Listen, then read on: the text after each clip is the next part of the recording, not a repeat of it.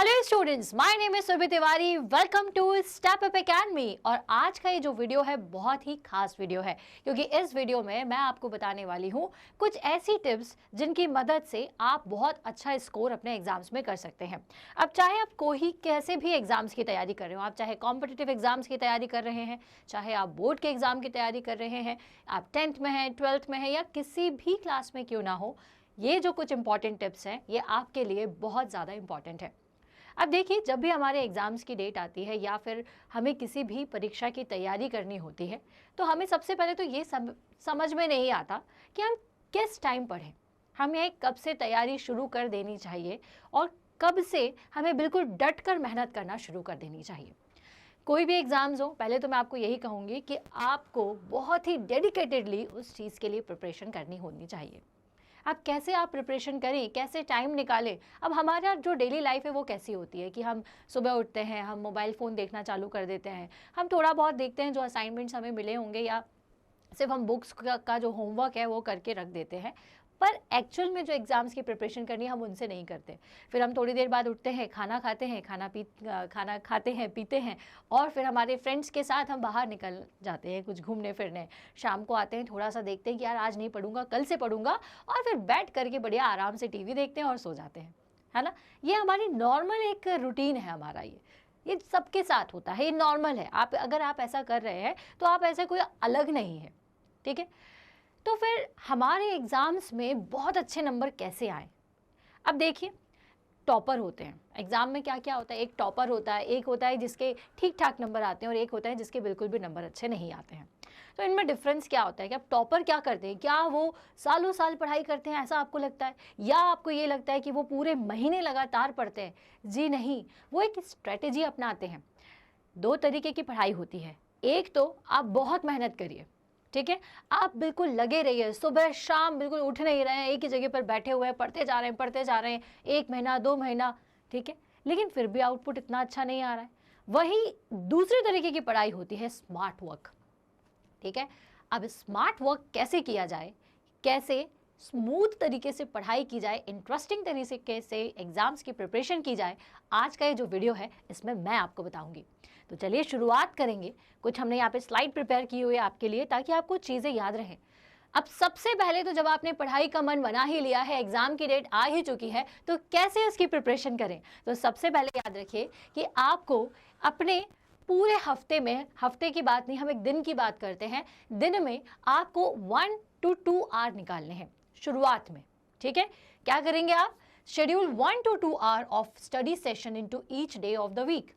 अब आपके पास मान लीजिए कि आपके एग्जाम्स की डेट है 1 महीने के बाद, ठीक है। अब 1 महीना पहले अगर आपने पढ़ना शुरू कर दिया तो किस तरह से पढ़ना है पहले मैं आपको बताती हूँ।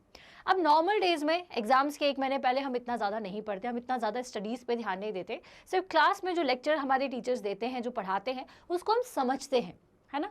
अगर मैं आपसे कहूँ कि आप उसे याद रख पाते हैं तो वो बिल्कुल गलत है, क्योंकि आप कोई भी चीज़ों को समझेंगे, लेकिन अगर वही चीज़ मैं आपसे 2 महीने बाद पूछूँ तो वो आपको याद नहीं रहेगी। रहती है क्या? नहीं रहती ना। तो कारण यही है कि हमें चीज़ों को बार बार ब्रशअप करना पड़ता है।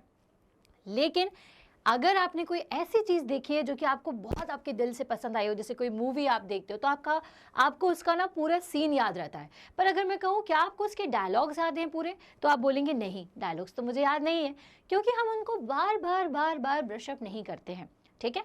तो तैयारी जो है ना वो 1 महीने पहले से ही बहुत अच्छे से होती है। तो कैसे करें? तो पहले 1 महीने की बात करते हैं। अगर मान लीजिए 1 महीना है, आपके 1 मंथ का टाइम है आपके एग्जाम्स में, तो सबसे पहले तो आप हर एक दिन 2 घंटे निकालिए पढ़ाई करने के लिए। कितने निकालने हैं आपको? 2 आवर निकालने हैं। ये किसकी कहानी है? 1 मंथ की। अब जैसे ही आप लास्ट वीक में पहुंचोगे कि आपका एग्जाम है और 1 हफ्ता बचा हुआ है, तो आपको क्या करना है? पहली बात तो जो सबसे पहला पेपर है आपका लास्ट मंथ में, ठीक है, सॉरी लास्ट वीक में जो आपका पहला पेपर है, उसके लिए आपको 4 दिन डेडिकेटेडली देना है। कितने डेज देना है?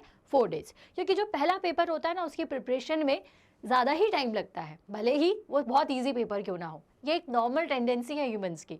तो पहला अगर जो भी एग्ज़ाम होता है आपका, उसके लिए आप 4 डेज दीजिए। तो लास्ट वाले वीक में बाकी के जो बचे हुए आपके दिन हैं, उन्हें जो 3 दिन हैं, उन्हें आप बाकी स्टडीज़ के लिए, बाकी पेपर सब्जेक्ट्स के लिए रखिए। और बाकी ये जो आपका लास्ट वाला 4 दिन है उसको आप पहले पेपर के लिए रखेंगे। तो पहले पेपर की तैयारी कब करें? सबसे स्टार्टिंग में, ठीक है। अब आपका वीक स्टार्ट हो चुका है, इसके फर्स्ट 3 डेज आपको क्या करना है, सिर्फ 2-2 या 3-3 घंटे, डिपेंड करेगा कि आपका कौन सा पेपर है फर्स्ट वाला, उसके अकॉर्डिंग आप 2 से 3 घंटे या 1-2 घंटे बहुत डेडिकेटेडली पढ़ना है। अब आप सोचेंगे कि इतना कम आर हमें बोल रहे हैं, कैसे भाई? आप अगर 5 घंटे बैठे हैं बुक को खोल करके, लेकिन मैं आपको बता रही हूँ जो सही आउटपुट आप दे पाएंगे ना, जो आपका दिमाग, जो आपका ब्रेन जो चीज़ों को याद रख पाएगा, वो सिर्फ 1 to 2 आवर के गैप में ही रख पाता है। 1 to 2 आवर तक ही वो बहुत अच्छे से आपका दिमाग पढ़ पाता है, ठीक है। तो इनिशियली क्योंकि हमें बोर नहीं होना है, अगर आपने शुरुआत में ही 4-5 घंटे बैठ करके अगर आप पढ़ने लगे ना तो आप बोर हो जाएंगे। तो कैसे हमारी स्टडी का जो टाइम पीरियड है उसको बढ़ाएं, क्योंकि हमें तो तैयारी करनी है ना, एग्जाम की प्रिपरेशन करनी है। तुरंत से अगर आप 5-5, 6-6 घंटे लेकर के बैठ जाओगे तो आपका जो दिमाग है वो बोर हो जाएगा। आप, क्योंकि हमारी आदत नहीं थी इतने घंटे बैठ करके पढ़ाई करने की, राइट। तो क्या करना है, शुरुआत में आपको 1 से 2 घंटे का टाइम निकालना है एक दिन में, ठीक है। देन उसके बाद किसकी तैयारी करनी है, और जो सबसे पहला पेपर हो, स्टार्टिंग के 4-5 दिन उसकी तैयारी कीजिए। फिर उसके बाद आप दूसरे सब्जेक्ट्स को उठाइए जो कि बीच में है। अब उनमें से जो टफ सब्जेक्ट है आप उसे एक दिन में 2 टाइम बना लीजिए कि मॉर्निंग में वो टफ सब्जेक्ट करूँगा और इवनिंग में जो इजी सब्जेक्ट बचा हुआ है उसकी प्रिपरेशन करूँगा। वो कैसे करना है वो आगे बताती हूँ। फिलहाल आप समझ गए कि हर दिन शुरुआती दौर में, अब आप इसको 1 महीना ना मान करके अगर आप 2 महीने पहले तैयारी करना चाहते हैं तो वो भी कर सकते हैं, या 1.5 महीने पहले, ठीक है। मतलब कि जो आपका जो 1-2 महीने का टाइम उसके बीच में कहीं पर स्टार्ट करना शुरू कर दीजिए। मान लीजिए कि आपने अभी आपके एग्जाम्स क्योंकि फरवरी में है तो अब दिसंबर का टाइम तो अभी चला ही गया है, तो हम मिड में अगर स्टार्ट कर सकते थे तो अच्छी बात थी, लेकिन कोई दिक्कत नहीं, अगर नहीं भी की है 1 महीने का टाइम सफिशिएंट होता है। तो भाई 1 to 2 आवर आपको एक वीक में निकाल देना है एक दिन में। अब दूसरी चीज़ कि जहाँ पर आपको आपकी स्टडी से रिलेटेड सारा सामान आपके पास होना चाहिए। Organise your class material so it's easy to pull them out. अब पहली चीज़ कि आपके पास जितना भी सामान है, नोट्स हैं या अगर ऑनलाइन वीडियो लेक्चर्स हैं तो उनको आप देख करके रख लीजिए कि हाँ मैं यहाँ से, मैं इसको सेव करके रख लीजिए कि मैं इसको यहाँ से चेक कर लूँगा, या फिर अगर आपके पास कोई माइंड मैप्स है उनको आप इकट्ठा करके रख लीजिए। मतलब सारा तैयारी जो है ना, इस 1 महीने के पहले आपको पूरा मटेरियल जो है आपका एक जगह पर रखना है। ऐसा नहीं है फिर क्या होता है ना कि आप पढ़ने बैठते हैं और डिस्ट्रैक्शन होता है फिर कि अरे मेरे पास तो ये नोट्स ही नहीं है। फिर आप अपने फ्रेंड को कॉल करोगे कि यार इस सब्जेक्ट के नोट्स हैं क्या, या कहाँ से तूने इसको अपलोड किया है, या मतलब डाउनलोड किया है, कहाँ से आपको ये नोट्स मिले हैं। तो ये जो इन्फॉर्मेशन है सब्जेक्ट से रिलेटेड, मान लीजिए आपके 5 सब्जेक्ट्स हैं, 5 का जो मटेरियल है वो आप इकट्ठा करके रख लीजिए, फोटो कॉपीज़ करके रख लीजिए, हैंड रिटन नोट्स रख लीजिए, जैसा आपको सुटेबल होता है। वीडियो लेक्चर्स हैं तो सेव करके रख लीजिए। क्लियर है? तो जितना मटेरियल है वो एक ही जगह ऑर्गेनाइज होना चाहिए। ऐसा नहीं है एक जगह ऑर्गेनाइज होने का मतलब है आप अपना एक एरिया या एक कोना बना लें घर में, या आपका अगर स्टडी रूम है खुद का सेपरेट तो बहुत अच्छी बात है, नहीं है तो भी कोई दिक्कत नहीं है। एक स्पेसिफिक जगह जहाँ पर आप अपने स्कूल बैग रखते हैं वहाँ पर अपने सारे स्टडी मटेरियल को इकट्ठा करके रख दीजिए। ओके, देन उसके बाद क्या करना है, आपको उस मटेरियल को पढ़ने की जगह ढूंढनी है। Pick a quite comfortable place to study, ठीक है। अब ना जनरली बच्चे मुझसे पूछते हैं कि मैम सही जगह कौन सी होती है पढ़ने की। तो मैं आपको बताऊं कि जब हम छोटे हुआ करते थे तो हमारे क्योंकि 2 बड़े भाई थे मेरे और मैं छोटी थी, तो हमारे पास एक ही स्टडी रूम था। अब उस एक स्टडी रूम में एक स्टडी टेबल, ठीक है। अब मुझे कहाँ जगह मिले तो मैं कैसे पढ़ती थी कि जो वॉल वाला साइड होता था वहाँ मैं अपना फेस करके बैठ जाती थी। मेरे लिए सबसे कंफर्टेबल जगह वही थी, क्योंकि फिर अगर मैं इस तरह से बैठूंगी, सामने दरवाज़ा है तो उससे मुझे आते जाते लोग दिखाई देते थे, या मेरे भाई लोग यहाँ से वहाँ जा रहे हैं तो उनसे मुझे डिस्ट्रैक्शन होता था, ठीक है। दूसरी चीज़, मैं कभी भी ड्राइंग रूम में बैठ करके नहीं पढ़ती थी जहाँ टेलीविज़न होता है। क्यों? क्योंकि वो तो डिस्ट्रैक्शन की बहुत बड़ी दुकान है ना। तो वहाँ पर हमें ऐसी जगह नहीं चूज़ करनी है। आपको ऐसी जगह चूज़ करनी चाहिए जहाँ पर कम लोगों का आना जाना हो, लेकिन उस रूम में लाइट काफ़ी अच्छी हो, ठीक है। अगर आपको कहीं विंडो के पास मिल रही है तो बहुत अच्छी बात है, बट विंडो का भी आप बिल्कुल सामने बैठेंगे तो आपका जो ध्यान है, जो कंसंट्रेशन है वो थोड़ा सा डगमगा सकता है। कैसे? क्योंकि बाहर कोई आ रहा है जा रहा है, आपका ध्यान वहाँ लगा रहेगा। तो थोड़ा सा विंडो अगर साइड में हो तो बहुत अच्छी बात है, विंडो नहीं भी है तो एक ऐसे रूम में बैठिए जहाँ पे सफिशिएंट लाइट हो। सफिशिएंट लाइट से पॉजिटिविटी बनी रहती है और दूसरी चीज़, हमें चीज़ें बहुत अच्छे से साफ साफ अक्षर दिखाई देते हैं, तो जब हम देखते हैं तो हमारी आंखों पर किसी भी तरीके का जोर नहीं लगता है और हम इजीली चीज़ों को स्मूथ तरीके से देख पाते हैं। ठीक है, हमारी आई को इतना ज़्यादा पेन महसूस नहीं होगा अगर सफिशिएंट लाइट है हमारी बुक पर। क्लियर है? तो एक कंफर्टेबल प्लेस आपको ढूंढ लेनी है अपने घर में, कोई भी एक कोना वो हो सकता है आपके घर का। Remove distractions from your study space. अब भाई आपके पास आपका मोबाइल फ़ोन है, अब हम 24 घंटे हमारा मोबाइल फ़ोन हमारे पास रखते हैं। हमारे पास अगर मोबाइल फ़ोन नहीं है तो हमारे मदर फादर काम थोड़ी थोड़ी देर में जा कर के, थोड़ी देर के लिए दे दो मम्मा, ऐसा करके हम हमारा फ़ोन यूज़ करते हैं। तो हमें क्या करना है, अब भाई इतने साल भर तो आपने फ़ोन चला ही लिया ना, मोबाइल फ़ोन का यूज़ कर ही लिया ना, ठीक है। तो आप मोबाइल फ़ोन का यूज़ तभी करिए जब आपको उससे कोई स्टडी मटेरियल लेना है। एल्स अगर आपको लगता है कि आपको कोई इंपॉर्टेंट वीडियो देखना है तो बाकी की सारी टैब्स को आप थोड़ा सा इग्नोर करें, सिर्फ वही वीडियो देखें। ठीक है, अपने आप पर, अपने मन में एक दृढ़ संकल्प आपको करना पड़ेगा कि नहीं, मुझे तो बस ये वीडियो देखना है, इसके अलावा मैं यहाँ से वहाँ कुछ भी नहीं देखूंगा। ठीक है, तो वो एक आपको थोड़ा सा अपने मन में बिठाना पड़ेगा कि नहीं यार, मुझे बस ये वीडियो देख करके इसको रख दूंगा। उसके बाद आप मोबाइल फ़ोन को कहीं छुपा, बैग के नीचे छुपा करके रख दीजिए। प्लस अगर रिमोट है, टीवी का रिमोट है, तो उसको भी हटा दीजिए, क्योंकि उसको देख करके आपको टीवी की याद आ जाएगी। ठीक है, सारी चीज़ों को थोड़ा सा साइड रख दीजिए। कोई ऐसी चीज़ आपके आसपास नहीं हो, आपका फेवरेट जिससे आप खेलना पसंद करते हैं, बैट या बॉल, इन सबको भी अपने पास नहीं रहने दीजिए, क्योंकि कहीं ना कहीं आपके मनोरंजन का साधन है, इससे आपका एंटरटेनमेंट होता है। तो ये आपको जब पर्टिकुलर वो 1-2 घंटे में डिस्ट्रैक्शन की ज़रूर क्रिएट कर सकते हैं। ठीक है, तो इन सारी चीज़ों को आप अपने पास से हटा दें। और हाँ, उस टाइम पर जब आप बैठते हैं तो फ़ोन करके अपने दोस्त से ये ना पूछे कि अरे आपने कितना पढ़ लिया, मैंने तो इतना ही पढ़ा। ये करते हैं ना, तो ये 1-2 घंटे में मत करो इस चीज़ को। कॉन्फिडेंस मिलता है अगर किसी सामने वाले ने थोड़ा कम पढ़ा हुआ हो तो आपको थोड़ा सा अच्छा लगता है ना कि हाँ, थैंक गॉड, इसने तो कम पढ़ा है, मेरा ज़्यादा हो गया, होता है ना ऐसा। तो इस चीज़ को थोड़ा ध्यान में रखिए कि वो जो 2 घंटे मैं आपसे बोल रही हूँ बैठ करके पढ़ाई करने के, उन 2 घंटों में आप अपने किसी भी दोस्त को कॉल ना करें। चलिए, अब don't try to cram at the last minute. अब देखिए क्या होता है कि कई बार हम, क्रैम का मतलब क्या होता है, फटाफट रटना चीज़ों को। कई बार क्या होता है कि हम कोई टॉपिक पढ़ रहे हैं लेकिन वो हमें समझ ही नहीं आ रहा है या याद नहीं हो रहा है। ठीक है, याद वो तभी नहीं होता है जब आप उसे समझ ना पाएं। अगर आपने चीज़ों को बहुत अच्छी तरीके से समझ लिया है, वो आप प्रॉपरली आप उस टॉपिक को अंडरस्टैंड कर गए हैं, तो आपको वो टॉपिक हमेशा याद रहेगा। बट अगर आपने समझा नहीं है तो उसे आप उसमें मेहनत नहीं कर पा रहे हो, तो ऐसा नहीं कि सडनली बस छोड़ दिया या नहीं हो पा रहा और रटना शुरू कर दिया।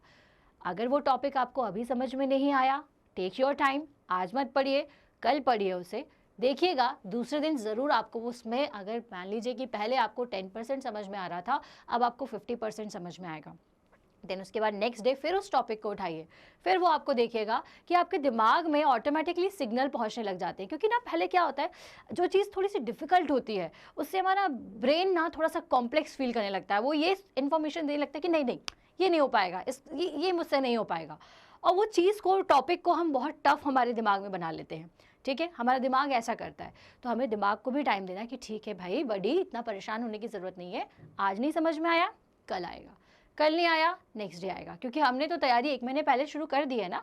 ठीक है, तो ये 1 महीने पहले में इस तरह से आपको बहुत रिलैक्स होकर के पढ़ना है। नहीं टॉपिक समझ में आ रहा है उसे छोड़ दीजिए, फिर भी नहीं आ रहा है टीचर के पास कॉल करिए, वीडियो लेक्चर देखिए, आपको ज़रूर डेफिनेटली कहीं ना कहीं से तो टॉपिक क्लियर हो ही जाएगा। ठीक है, क्रैम नहीं करना है, रटना किसी भी चीज़ को नहीं है, क्योंकि रटी हुई चीज़ों को जब आप एग्ज़ाम में लिखने बैठते हो ना, तो अगर एक आध वर्ड भी यहाँ वहाँ स्किप हो जाए ना, तो आपको पूरा आंसर याद नहीं आता, होता है ना ऐसा। तो ये हमें नहीं करना चाहिए।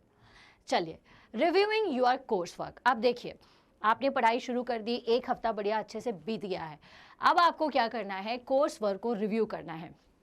कोर्स वर्क को रिव्यू करने का मतलब क्या होता है, जब आप तैयारी कर रहे हो उसी दौरान आपको क्या करना है कि आपने जो नोट्स बनाए हुए हैं या आपके टीचर ने जो कुछ नोट्स आपको इंपॉर्टेंट नोट्स दिए हुए हैं, या कहीं पर भी आप वीडियो देख रहे हो, तो उसको ना एक बार पूरा रिव्यू कर लो कि कितना मुझे पढ़ना है। ठीक है, कितने चैप्टर्स हैं, किस चैप्टर्स में से कितना आता है, ये सारा आपको देखो स्टेप अप एकेडमी पे तो बहुत अच्छे से मिल जाएगा, जिसमें टीचर्स ने आपको एक ओवरव्यू वीडियो में सब कुछ बताया हुआ है कि एग्जाम में किस पोर्शन से कितने मार्क्स का आ रहा है, तो आप इस तरह से रिव्यू कर सकते हो। ठीक है, इससे क्या होगा ना, आपको समझ में आ जाएगा कि आपका टारगेट क्या है, आपको कितने दिनों में क्या चीज़ों को अचीव करना है, किस सब्जेक्ट में हमें कितना टाइम देना है। ठीक है, ये चीज़ आपको क्लियर हो जाएगी। और देखो बहुत ज़्यादा लोड नहीं लेने का, रिलैक्स होके पढ़ने का। चलिए, तो read important text aloud to help you remember them. अब भैया ऑब्वियस सी बात है, हम जब भी पढ़ाई करते हैं तो पहली चीज़ तो ना आपको नोट्स बनाना चाहिए। आप जो भी चीज़ पढ़ते हो उसमें आपको आदत होनी चाहिए कि आपका हाथ भी साथ साथ में चलता जाए। आपने कोई चीज़ को एक बार पढ़ा, उसके बाद उसी चीज़ को थोड़ा सा हल्का सा रिकॉल करें और क्या क्या आपने चीज़ों को समझा है उसे नोट्स में लिख लें। थोड़ी बहुत चीज़ें मिसिंग होंगी उसको दोबारा लिख लें, और फिर उसके बाद जो इंपॉर्टेंट पॉइंट्स हैं उससे रिलेटेड, जैसे कि कोई डेफिनेशन है या कोई फॉर्मूला है या कोई स्टेटमेंट है, तो उसके नीचे अंडरलाइन कर लीजिए या फिर हाईलाइट कर लीजिए। ठीक है, इससे क्या होता है कि जब आप दोबारा उस टॉपिक को रिवाइज करेंगे तो आपको वो हाईलाइटेड चीज़ जब दिखेगी ना, तो वो ब्रेन हमेशा याद रखेगा, क्योंकि उसे वो हाईलाइट होती हुई चीज़ें इमेजिन होती रहेंगी, एक इमेज क्रिएट होती रहेगी। क्लियर है? चलिए, summarise your readings to help you identify the main concept. अब जब आप पढ़ रहे हैं, ठीक है, आपने पढ़ना शुरू कर दिया बढ़िया अच्छे से, 1-2 घंटे आप पढ़ रहे हैं, अब जो लास्ट के मतलब 2 घंटे जब आपके निकल गए, उसके बाद ना 10 मिनट अपने आप को दीजिए, 10 या 15 मिनट। उसमें क्या करिए, आराम से इत्मीनान से बैठिए और आपने जो पूरा चैप्टर पढ़ा है उसको समराइज़ कर लीजिए कि भाई इलेक्ट्रिसिटी चैप्टर था, इसमें मैंने क्या क्या पढ़ा। तो सबसे पहले मैंने चार्ज के बारे में पढ़ा, फिर मैंने करंट के बारे में पढ़ा, फिर मैंने ये देखा कि ओम्स लॉ क्या होता है, सीरीज पैरेलल कॉम्बिनेशंस क्या है, कि न्यूमेरिकल में क्या क्या करना होता है, पूरा इस तरह से। तो एक एग्जाम्पल है, कोई स्टोरी भी हो सकती है, कुछ आर्टिकल भी हो सकता है, कुछ भी चीज़ें हो सकती हैं, इनको एंड में आपको समराइज़ पूरा करना है। इससे क्या होता है, एक सीढ़ी बन जाती है किसके बीच में, आपने जो आज पढ़ा है और जो कल रिवाइज करोगे उसके बीच में। तो आपको ना रिवाइज करते टाइम फिर चीज़ें बहुत अच्छे से याद रहेंगी। ठीक है, समझ रहे हो मेरी बातों को? ठीक है, आगे चलें। अब देखो, expand on your notes and past assignment to create a study guide. अब देखो, आपको कभी ना कभी टीचर ने असाइनमेंट दिया होगा, कोई टेस्ट पेपर आपको सॉल्व करने के लिए दिया होगा। अब जब आप पढ़ रहे हो, जैसे आपने 2 चैप्टर कंप्लीट कर लिए, चैप्टर 1, चैप्टर 2 या चैप्टर 3, 3 चैप्टर कंप्लीट कर लिए। अब इसके बाद इससे पहले आपको इससे रिलेटेड क्या क्या असाइनमेंट दिए हुए थे। अब ऑब्वियस सी बात है, जब भी टीचर असाइनमेंट्स देते हैं तो वो क्या करते हैं, इंपॉर्टेंट क्वेश्चंस ही देते हैं, तो उनको चेक कर लो। और क्या कर लो, जो पुराने टेस्ट में आए हों, पुराने एग्जाम्स में आए हो, के फर्स्ट टर्म सेकेंड टर्म्स में जो आपसे पूछा हुआ है उसको देख लो। इससे क्या होगा कि आपका जो चैप्टर है ना, आपको बहुत अच्छे से समझ में आ जाएगा कि हाँ यार, ये इंपॉर्टेंट क्वेश्चंस थे, ये मैंने पूरे कर लिए हैं, और अगर कुछ 2-3 छूट भी गए हैं तो फिर वो आप दोबारा कर लेंगे कि अरे ये 2-3 रह गए, फटाफट से उनको सॉल्व कर लें। ठीक है, अब है ये एक तरीका और हो सकता है कि make flash card to help you memorise the information. अब आप फ्लैश कार्ड्स बना सकते हैं। फ्लैश कार्ड्स का मतलब क्या होता है, छोटे छोटे कार्ड्स बना लीजिए। ठीक है, ऐसी कुछ चीज़ों का, जैसे कि मैं अभी आपको बता रही थी ना कि कोई चीज़ आपको समझ में नहीं आ रही है, फिर आप उसको रट्टा मारना शुरू कर देते हैं, तो ऐसा ना करें। उसके छोटे से पेपर पे कार्ड बना करके, या कार्ड अगर आपके पास है तो बहुत अच्छी बात है, नहीं भी है तो छोटे छोटे पेपर के पीसेस में उसको लिख लीजिए, उस पर्टिकुलर डेफिनेशन को, फॉर्मूला को लिख लीजिए। और शाम को जब आप 1-2 घंटे पढ़ लेते हैं, फिर खेलने जाते हैं, फिर शाम को जब आते हैं, थोड़ा बहुत जब स्नैक्स आप करते हो, तो उस टाइम पर आप क्या करिए, उस फ्लैश कार्ड को देख लीजिए। फिर खाना खाने के बाद थोड़ा सा देख लीजिए, आप देखिएगा कि आपको ऑटोमेटिकली चीज़ें याद हो जाएंगी। ठीक है, नेक्स्ट, चेकिंग योर नॉलेज। अब भाई हमने पढ़ाई कर ली, 1 हफ्ते निकल गए, 2 हफ्ते निकल गए, 3rd वीक भी आपका निकल गया, 3 वीक निकल गए, आप कहाँ एंटर कर गया, 4th वीक में। उससे पहले आपको क्या करना है, आपने जितना भी पढ़ा है या हफ्ते में भी बीच बीच में आपको क्या करना है, आपको अपने नॉलेज को चेक करना है। जैसे आपने लेसन 1 या चैप्टर 1 कंप्लीट कर लिया, जैसे आप चैप्टर 1 को कंप्लीट करते हैं तो फिर हमने उस चैप्टर 1 में क्या क्या चीज़ें करी थी, इसको रिकॉल करो, उसको चेक करें। तो कैसे चेक करोगे, first is do a practice test a few day before the exam to check your progress. अब जैसे हमारी वेबसाइट है, उस पर आपको कई सारे टेस्ट पेपर्स आप मिल जाएंगे। ठीक है, इन टेस्ट पेपर्स को आप सॉल्व करके देखिए, चैप्टर 1 के, चैप्टर 2 के, चैप्टर 3 के। इससे आपको ये क्लियर हो जाएगा कि यार इस चैप्टर में मैंने सब कुछ पढ़ लिया। जब आप वो टेस्ट पेपर आप सॉल्व करोगे ना, तो आपको समझ में आएगा कि आपने कितनी बेहतर तैयारी करी है इस चैप्टर की। अगर ज़्यादा मार्क्स आएंगे तो आपको खुशी होगी, कम मार्क्स आए तो आप ये समझ जाएंगे कि नहीं बॉस, थोड़ी तैयारी करनी तो और बनती है। ठीक है, तो टेस्ट पे आप क्या कर सकते हैं, प्रैक्टिस टेस्ट कर सकते हैं, जो आप हमारी वेबसाइट के थ्रू भी, ये एक छोटा सा एग्जाम्पल है, हमारी वेबसाइट पर भी आपको प्रैक्टिस टेस्ट पेपर्स जो है वो मिल जाएंगे। क्लियर है। Next, ask someone to quiz you over the material to test your knowledge। अब आप प्रैक्टिस टेस्ट पेपर तो सॉल्व कर ही सकते हैं, साथ ही साथ आप क्या कर सकते हो, अपने किसी डियर वन को या मम्मा को या अपने फ्रेंड को बोलो कि आप मेरे घर आ जाओ, हम एक दूसरे का नॉलेज चेक करते हैं, हमने जो पढ़ा हुआ है। जब आप अपने सेम क्लास में पढ़ने वाले फ्रेंड को बुलाओगे ना, तो उसको ज़्यादा समझ में आएगा और वो कंपटीशन में भी आपसे ज़्यादा टफ टफ क्वेश्चंस पूछेगा। तो अगर आपने उसके आंसर दे दिए ना, तो आपको बड़ा अच्छा लगेगा। ठीक है, तो ask to quiz you over the material to test your knowledge. तो इससे क्या होता है ना, जब आप दोनों एक दूसरे से क्विज करते हैं, नॉलेज का शेयरिंग करते हैं, तो आपको चीज़ें और अच्छे से याद होती हैं। Start a study group so you can learn from each other. अभी मैंने आपको बताया कि कुछ एक आध दिन ऐसा भी निकालिए सैटरडे का, संडेज़ का, कि आप लोग ग्रुप स्टडी करें।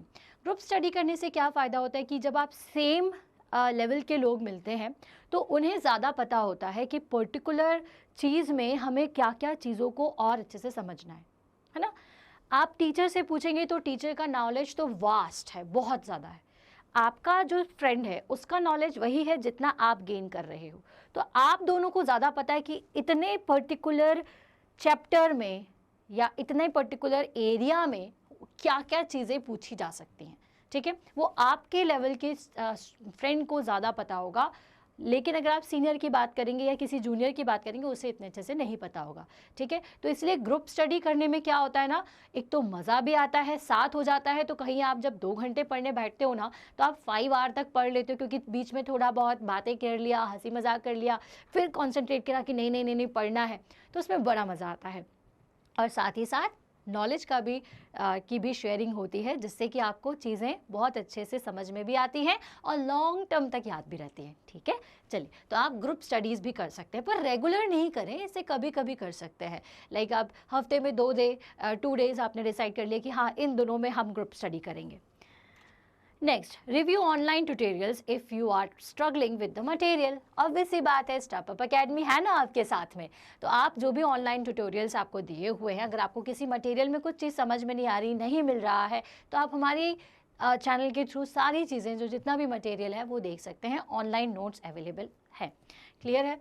चलिए, सब मेकिंग स्टडी मोर फन। अभी पढ़ाई करना सबको बोरिंग लगता है, क्यों बोर करना, पढ़ना तो बहुत इंपॉर्टेंट है ना। हमारा जो लाइफ है उसकी जो डायरेक्शन है वो कहाँ जाएगी, किस डायरेक्शन में हमें जाना है, ये कौन डिसाइड करता है? आपकी स्टडीज़ डिसाइड करती है। आपको डॉक्टर बनना है या इंजीनियर बनना है, तो कब बन पाएंगे आप एक अच्छा डॉक्टर या इंजीनियर या कुछ भी जो आपको बनना है? जब आप अच्छे से पढ़ाई करेंगे। तो जो चीज़ इतनी इंपॉर्टेंट है उसमें फ़न लाइए ना। कैसे कर सकते हैं तो देखेंगे। Take a 10 to 15 minutes break every hour so you don't get mental fatigue. अभी क्या होता है ना, हमारा जो ब्रेन है, ठीक है, उसे थोड़ा सा रिलैक्सेशन चाहिए होता है, चाहे आप पढ़ रहे हो या पढ़ा रहे हो। बीइंग अ टीचर मैं ये कह सकती हूँ कि हाफ एन आवर अगर मैं कंटिन्यू बोल रही हूँ, तो फिर उसके बाद मुझे 5 मिनट या 10 मिनट का हल्का सा ब्रेक चाहिए होता है, ताकि मैं फिर से रिचार्ज हो सकूँ। उसी तरीके से जब आप पढ़ रहे होते हो तो एक्चुअल में आप अपने ब्रेन के टीचर हो जाते हो। तो आपको भी क्या चाहिए है, 10 से 15 मिनट का ब्रेक चाहिए है। आपने पढ़ाई करना शुरू किया, आधे घंटे बाद आप हल्का सा ब्रेक ले लीजिए। अब उस हल्के से ब्रेक में क्या खेलने चले जाएं या मोबाइल फ़ोन ले लें? जी नहीं, मोबाइल फ़ोन नहीं लेना है, ना ही कहीं खेलने जाना है। आराम से अपने उसी स्टडी टेबल पर या जहाँ पर भी आप बैठे हुए हैं, आँख बंद करिए और रिलैक्स रहिए। ठीक है, आप इसमें कोई पर्टिकुलर योग भी कर सकते हैं। योग नहीं करना चाहते हैं तो सिंपल हल्का सा म्यूज़िक जो आपको पसंद है वो सुन लीजिए, लेकिन टाइम लिमिट डिसाइड कर लीजिए, 10 मिनट से ज़्यादा हम ये नहीं करेंगे। क्लियर है। Next, be active during your study break to boost your energy. और क्या कर सकते हैं, आप हल्की एक्सरसाइज कर सकते हैं। जैसे आप अगर हमारे चैनल पर योग के वीडियोस देखें तो जिसमें हमने बताया हुआ है कि अगर आप टायर्ड फील कर रहे हैं तो आपको क्या करना चाहिए। फटाफट से छोटे छोटे से ट्रिक्स हैं जो कि 1 सेकेंड के अंदर, 1 मिनट के अंदर आप देख सकते हो हमारे चैनल पर। ठीक है, कुछ ऐसी फटाफट से एक्सरसाइज जो कि आपको जल्दी से एनर्जाइज कर देती हैं। तो कुछ एक्सरसाइजेज आप कर सकते हैं, या अगर आपके पास पेट है तो उस पेट को लेकर के थोड़ी दूर उसको भी बाहर, उसका भी घूमना हो जाएगा और आपका भी माइंड फ्रेश हो जाएगा। ठीक है, ये करना है। Next, snack on healthy foods to help you stay focused. अब भाई जब आप पढ़ाई करते हो तो सबसे ज़्यादा हमें किसकी ज़रूरत पड़ती है? एनर्जी की। एनर्जी किससे मिलेगी? खाने से मिलेगी। ठीक है, तो अब इस एनर्जी को आप कैसे गेन करें? क्या हमें फास्ट फूड खाना चाहिए, बिस्किट्स खाना चाहिए? जी नहीं, आप हेल्दी फूड खाएं। थोड़े से बादाम भिगो करके रख दीजिए, या थोड़ा सा उसे घी में सौटे कर लीजिए, या उसके साथ में आप थोड़े से फ्रूट्स रख सकते हैं, या जो भी हेल्दी स्नैक हो अपनी मम्मा से कहिए वो आपके लिए रेडी करके रखेंगी। बीच में आप थोड़ा सा उसे खा लीजिए, तो आप एक रिचार्ज आप फील करना शुरू कर देंगे। Listen to music so studying is more fun. आप जैसे कुछ आपकी चीज़ें होती हैं, लाइक आप फिजिक्स का कोई डेरिवेशन कर रहे हैं, मैथ्स कर रहे हैं, ये सारी चीज़ें कर रहे हैं, तो इन सभी में आप क्या कर सकते हो? म्यूज़िक सुनते सुनते भी न्यूमेरिकल्स की प्रैक्टिस कर सकते हैं। या फिर ब्रेक में अगर चाहें तो आप बड़ा अच्छा, अगर आप डांस लवर हैं तो 10 मिनट के लिए बड़ा फटाफट से डांस करके बैठ जाइए, आप अचानक खुद ही एनर्जाइज्ड फील करना शुरू कर देंगे। चलिए, तो ये तो सारी थी टिप्स। अब कई बच्चों का डाउट होता है कि दिन में पढ़ना अच्छा है या फिर रात में पढ़ना अच्छा होता है, तो चलिए इस चीज़ को भी समझते हैं। तो जो दिन में पढ़ना चाहते हैं ना, उन्हें हम क्या कहते हैं? मतलब सुबह सुबह उठ के 4 बजे 5 बजे उठ जाते हैं, उन्हें कहते हैं मॉर्निंग बर्ड्स। ठीक है, और जो रात में पढ़ना पसंद करते हैं उन्हें कहते हैं नाइट आउल। अब बहुत सारे स्टूडेंट्स पूछते हैं मैम दिन में पढ़े या रात में पढ़े? भाई आपका बॉडी टाइप क्या है आप देखिए। क्या आप जल्दी सोना पसंद करते हैं? ठीक है, आपको ये लगता है कि भाई 10 बजे के बाद तो मेरा दिमाग काम करना बंद कर जाता है, मेरी नोज़ जो है वो पैक हो जाती है, मेरी आंखें जो छोटी छोटी हो जाती है। दैट मीन्स कि आपकी बॉडी टाइप ये है कि आप रात में नहीं पढ़ सकते हैं। दूसरा टाइप, सुबह उठ नहीं सकते, 9 बजे 8 बजे से पहले अगर उठ जाएंगे तो फिर ऐसा लगेगा कि दिन भर आलस आ रहा है। तो आप क्या हैं? आप नाइट आउल हैं, क्योंकि रात में आप ज़्यादा एनर्जी को फील करते हैं। ठीक है, ये कैसे हो जाता है? तो हमारा जो नॉर्मल रूटीन है ना, वही हमें मॉर्निंग बर्ड या फिर नाइट आउल बनाता है। ये हमारी किस तरह से हमारा रूटीन हमने फॉलो किया उसके अकॉर्डिंग होता है। आपकी बॉडी में कोई बीमारी नहीं है। ठीक है, तो आप किसी भी टाइम पढ़ें, ये आप पर डिपेंड करता है। अगर आप रात में पढ़ेंगे तो कंसंट्रेशन थोड़ा ज़्यादा होता है, बट साथ ही साथ थोड़ा सा हमें कई लोगों को अकेलापन भी फील होता है, थोड़ा सा डर भी लगता है। पर अगर आपको ये सारी चीज़ें इतनी इफेक्ट नहीं करती हैं, कंसंट्रेशन आपको अच्छा फील होता है, शांति लगती है, आप किसी ऐसे एरिया में रहते हैं जहाँ पर दिन में बहुत ज़्यादा शोर होता है, डिस्टर्बेंस होता है, कहीं कंस्ट्रक्शन एरिया में है, तो आप बिल्कुल डेफिनेटली, अगर आपकी बॉडी सपोर्ट करे तो आप रात में बैठ करके पढ़ सकते हैं। बट रात में कब तक पढ़ना चाहिए? भाई अगर आप रात में स्टडी करना चाहते हैं तो आप अपनी स्टडी का टाइम 8 बजे से शुरू करके रात को 12 बजे तक करिए। ठीक है, एक ज़्यादा से ज़्यादा, जब बहुत ही ज़्यादा सर पे तलवार लटक रही है तो 2 बजे तक पढ़िए। इसके बाद आपकी बॉडी को नेक्स्ट डे, अगर एग्ज़ाम है या नेक्स्ट डे में रिचार्ज रहना है तो उसे सोना चाहिए। तो 2 बजे के बाद आप बिल्कुल ही सो जाइए, आराम करिए, रेस्ट करिए, और मॉर्निंग में फिर आप 8 बजे तक थोड़ी सी नींद लीजिए, फिर उठ करके पढ़िए। अगर आप मॉर्निंग बर्ड है तो क्या करना है? आप उठ जाइए आराम से, आपका 5 बजे उठिए, सारी चीज़ें से निपटने के बाद खुद कुछ थोड़ा बहुत खाइए, फिर उसके बाद 6 बजे डॉट आप पढ़ने बैठ जाइए। उससे पहले देखो अगर आप उठ सकते हैं तो अच्छी बात है, बट मैं तो फोर्स नहीं करूँगी, क्योंकि बॉडी को रिलैक्स करना ज़रूरी है। मॉर्निंग में थोड़ा सा पढ़ लीजिए, आफ्टरनून में पढ़िए, इवनिंग में पढ़िए, स्लॉट्स में अपनी स्टडी को डिवाइड करिए, और रात में कोशिश करिए कि 10 बजे सारा रिवीजन करने के बाद सो जाइए। ठीक है, ये आपके मॉर्निंग रूटीन है।